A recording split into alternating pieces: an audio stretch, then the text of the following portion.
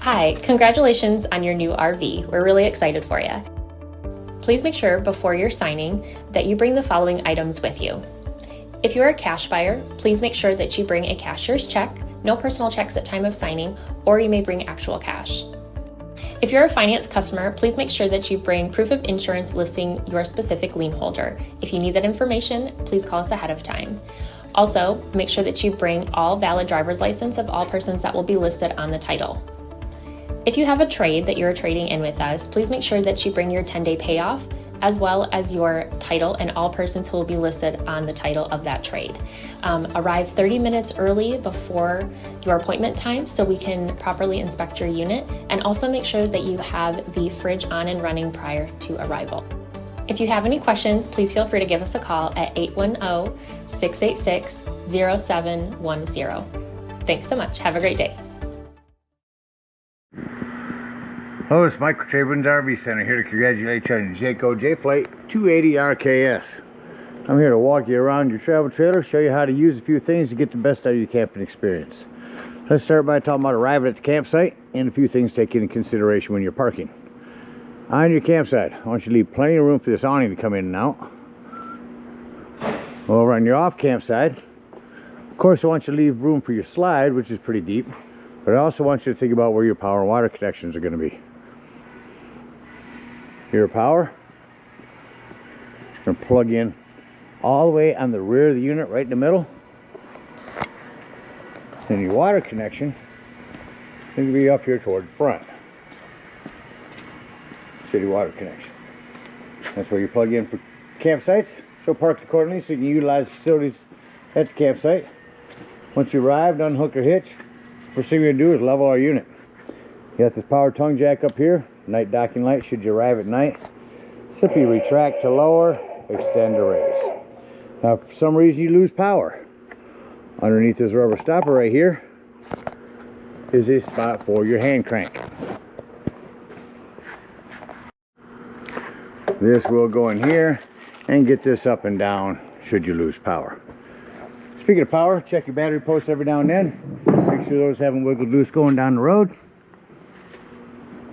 Once we get our unit level, next thing we're going to do is stabilize it.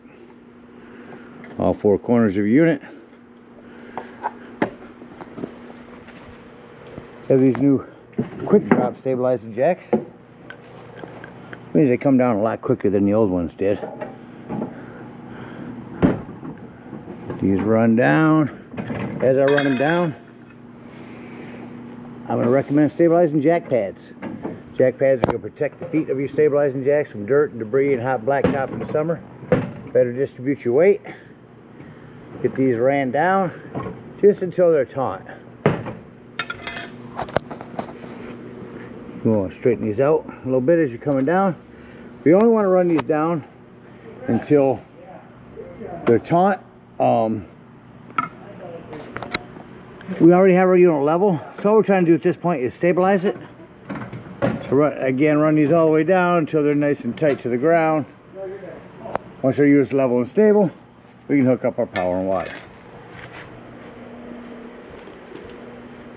Power cord's going to plug in here in the back. Pistol grip. So kind of come in at like 11 o'clock and then turn it straight up to noon and put on your black washer. At the end of this 50 amp service, you should need to plug into a 30, and your convenience pack would be a 50 to 30 amp reducer, and if you ever need to plug into a 110, a 30 to 15 amp reducer. Big long 30-foot cord. Get your power hooked up. Let's hook up our water. On campsites, we're going to hook up to city water connection. Here's located up here, right below your outdoor shower. First and foremost, your water pressure regulator. This water pressure regulator is going to reduce the water pressure to 40 to 50 psi, protecting the lines in your unit. Always use this because you don't know what the water pressure is at different campsites. Hook that up. Hook up your hose to it, but don't turn your hose on yet. We've got one more step. Let's find your hot water heater. Get way over here in the back corner. And all we're doing at this point, folks, is making sure our drain plug's back in. Take this little cap right here, put it back on there, nice and tight. Little plumber's tape in there. Get that nice and snug. Once that's in there tight, you can go ahead and turn that hose on. Now after that hose has been on for a little while, once you go inside and open up your slide, if you have to, but I need you to get in there and open up your water taps. Get all your water lines opened up, get all the air out of the lines, get a nice steady flow of water going through them, then shut them off. Come out here, lift up on this pressure release valve. If some water comes out of there, you know your hot water heater's full, and you can turn that on from indoors. Now let's say we're going to go camping and we're not going to hook up to a city or a campsite. We're going to go boondocking or dry camping. In that case, we're going to fill up our potable water or fresh water tank. No need for a water pressure regulator here. Two ways to tell when that's full. One, there's an overflow valve right here. Or two, on the inside where you check the levels of your black and gray tanks, there's also a freshwater button. Just hold that button down while you're filling that. Have someone else do it. You don't want to leave this unattended while you're filling it. Once it's full, remove your hose, put your cap back on, and then whenever you want to use that water, you'll turn on your water pump. Don't turn on your water pump when hooked up to city water. That is already pressurized. Alright, so we're all set up with power and water now. Let's go ahead and walk you around the rest of the outside of the unit. I'm going to start up here in the front. We went over your power tongue jack. Rubber stopper back in there. Propane does come with a cover. On a regulator, simply point it toward the tank you wish to be using, lefty-loosey to open. Battery posts, again, every now and then, check them, make sure those haven't wiggled loose over time. Coming down our off-camp side, big pass-through storage area. Down here again, your city water connection, an outdoor shower with hot and cold water, black tank flush. We will talk about that when we dump our black tank here, black and gray tanks. It's just the hose on for testing your water lines. On your slides, it's a liquid that you can spray on these to keep these pliable over the years, keep them from dry rotting. Really good investment. Spray them a couple times a year. Extra gray tank back here to pull for the kitchen. Easier accessible when we leave the campsite. And close the slide. Hook up for cable if you got a TV or for your TV in there. Spare tire with a cover. Recommend keeping that cover on there, add to the longevity of life of that. You're prepped for a backup camera device you can purchase that sits on the dash of your tow vehicle. Another device attaches here, give you a backup camera for the unit. Also got a vent for your microwave. Again, our power. You got a ladder, utilize it. Go up there a couple times a year, check the seams of your roof and caulk with recommended RV roofing caulk. Check out your seams up there. Again, our hot water heater. Our low point drain is here. You can hook up a TV out here. This simply snatches on and off. I believe have another holder like that in your bedroom. Take the same TV and put it in there. Here's your cable for that. Again, our fresh water.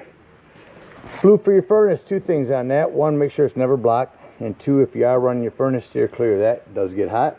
A couple of 110s out here as well. A couple outdoor speakers. We'll crank them up here shortly. That's just to protect your door from slamming against the wall here. Adjustable pitch on your awning. If it's raining and you want all the rainwater to come this way, pitch down on that. That's going to pitch your awning and run all the rainwater to one area.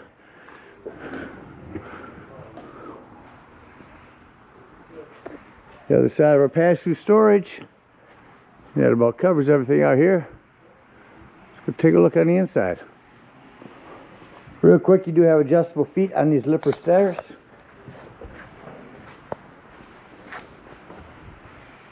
You simply pull out on these to adjust those. Coming up inside your unit, first thing I always like to point out your fire extinguisher. Make sure that you and everyone that's camping with you knows your fire extinguisher is located by the entry doorway in case of an emergency. Continuing into your living room. Before going further, I'm going to go right back over here to the wall. Slide control, awning control, lights. That's exterior and interior. On our awning, You only want to run that awning out until you can see that brown bar and that white flap falls down to 90 degrees. Note sometimes if it's humid, your awning gets wet, that flap won't fall down as easy. Also note that if you hold that button down, that will continue to run itself out further and start to run itself up backwards. So keep an eye on it when you run it out. Make sure you don't run it out further than you need to. We'll go ahead and run that in. Shut off our exterior lighting.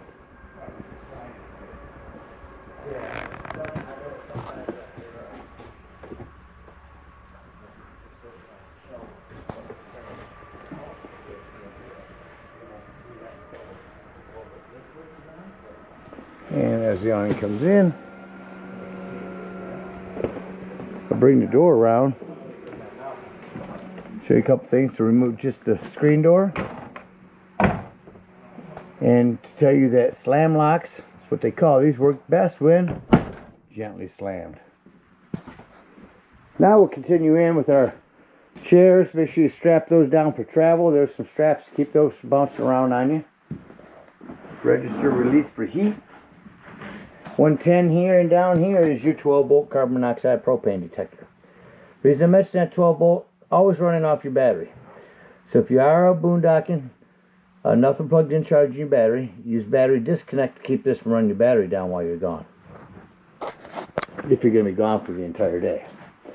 Back here on the wall, 110s, USBs, and readings for your brand new battery. Fresh black and gray tanks. Here's where you turn on your water pump if you're using potable water. Your water heater if hooked to gas, your water heater if hooked to electric. It does make a difference. Make sure you choose correctly. Continuing in the kitchen here, we've got a microwave. We've got a light and a fan above our cooktop. These glass tops make a nice backsplash. Just fold it back twice. Turn on your panel light or down to an oven light. On your panel light, turn that to light, hit your spark, and that's how quickly these all turn on. On your oven, no pilot light anymore. So you'll turn this to light, spark it down here, make sure she's on, and then turn it to the desired temperature. Again, if you rock that panel light down, it becomes an oven light. And below your oven is your breaker box and fuses. Ton of 15s in there, a few 25s. Highly recommend having some of those with you when you go camping. Our sink, plumbing. Mostly PEX nowadays. I want you to keep an eye on that. You're bouncing a house down the road, make sure nothing wiggles loose over time. And this is where you winterize your unit. That's the hose for sucking in your antifreeze. On your Dometic fridge, or Norcold fridge, excuse me, turn that on here.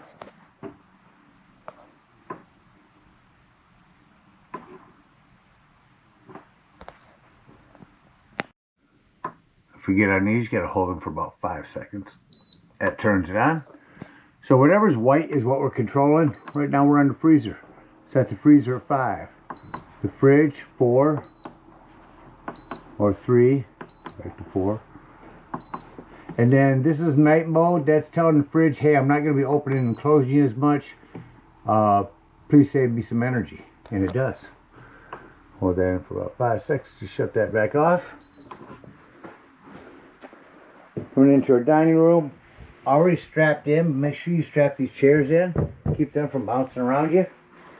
Going down the road. Show you quickly how to turn your sofa into a bed. Remove our Velcro cushions here. Stand in the middle. Lift this up. Fold the legs out.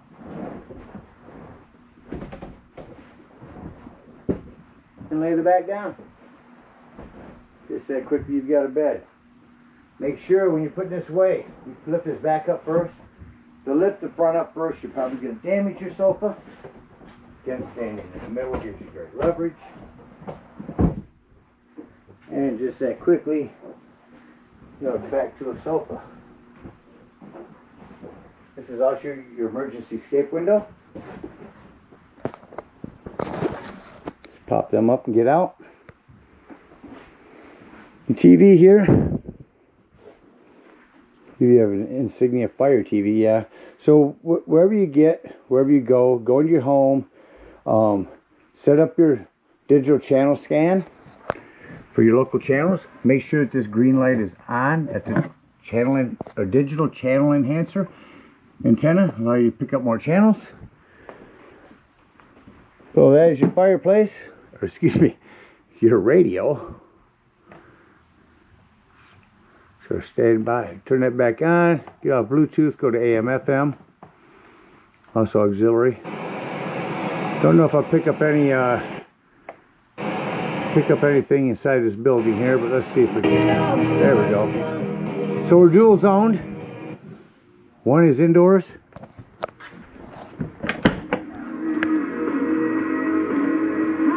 Two is outdoors. Turn both on or both off. Nice little sound system. A remote for that as well. Coming back into our bathroom. I want to mention you do have a hand opening exhaust in here. Lighting here. Plumbing to maintain again. Access panels, all that right there. Real easy to get to. Just keep an eye on it.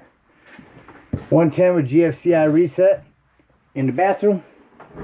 Make sure that when we are traveling, we have this shower door snapped closed, as well as these bathroom doors, or bedroom to bathroom, snapped open. Those are in travel position. Back here we have a bedroom AC unit.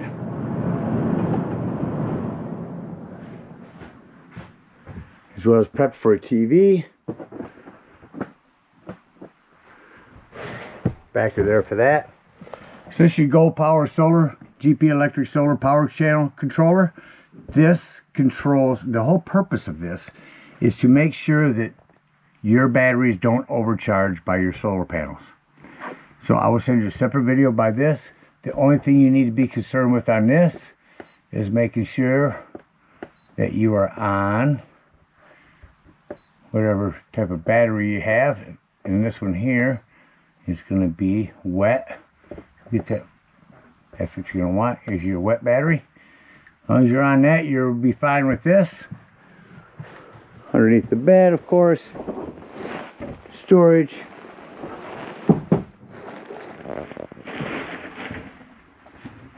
Come back out into the hallway. Lastly, to your thermostat. Let's go ahead and turn on the air in the living room.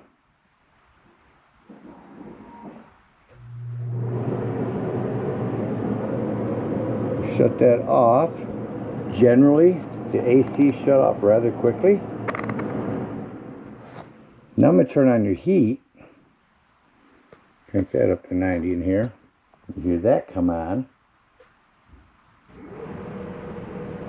Now I shut that off. It will take a minute or two for the fan to cycle through on the heater furnace before it shuts off. Alright, that about covers everything on the inside. Let's act like we're getting ready to leave the campsite and close the unit up. Starting in the back. I'm start shutting off lighting. Again, checking my doors. Make sure our doors and drawers are closed. Out here, we'll snap our chairs in. I'm going to leave them out for now because they still got a little cleaning to do in here. Come to my main control panel and shut off my interior lights. Now it's going to show me any other lighting that's in here is going to be one touch accent lighting. Walk through and shut that off. Meantime, I'll find my way back to my control panel. Turn my lights back on and say doors and drawers. Make sure our doors and drawers are closed. Nothing's going to impede your slide from coming in. You have your TV, which is on this big swivel that you can bring out. Make sure you have that pushed back up against the wall so our slide isn't going to catch it. We're just going to hit slide in.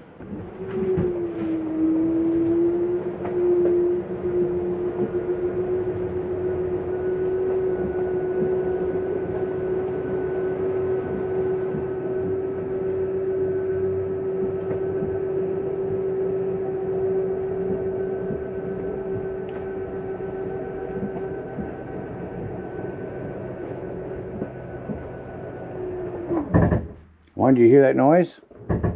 It's okay to hear. You're not harming your slide. That's just a slide mechanism saying I'm in all the way. Shut off my lights and exit the unit. Now, the most important thing on these steps, make sure your door is all the way open. Otherwise, this could catch on it as they come in. It's super light. Lift right up in here. Again, you see why your door needs to be all the way open. Pull this back and lock that door in there to keep it from banging against this on you. Now, before we leave a dump station, make sure you lock and deadbolt this door, lift and turn this handle. Now, I say after you leave the dump station, in case you want to go in there and look at your panels when you're dumping. All right, if we are at a boondocking spot, if we're out in the woods, we'll come back here and dump this fresh water tank. Bring up our stabilizing jacks, hook up our hitch, and either head on home or to the closest dump station, whichever you need.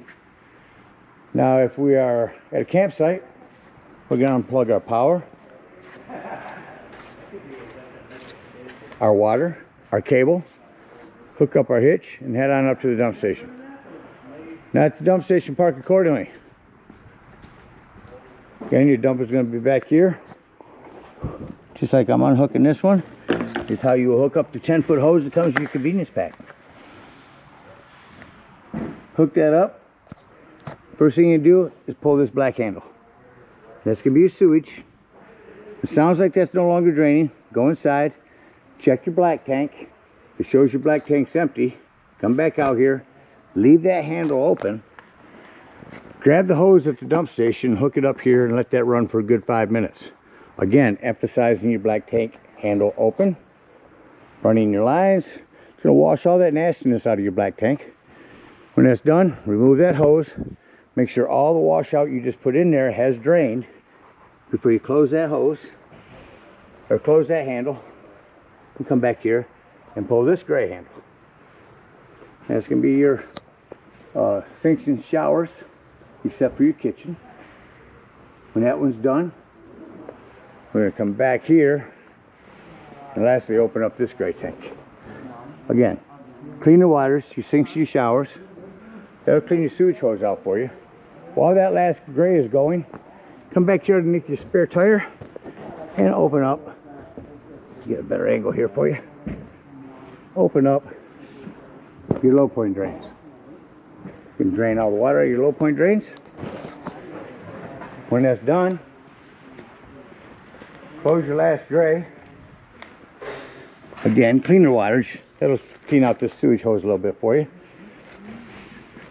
Take the sewage hose and conveniently and sanitarily store it right there in your bumper and head on home. Again, we thank you guys so much for your purchase. Hope you enjoy this Jay flight for many years to come. Happy camping.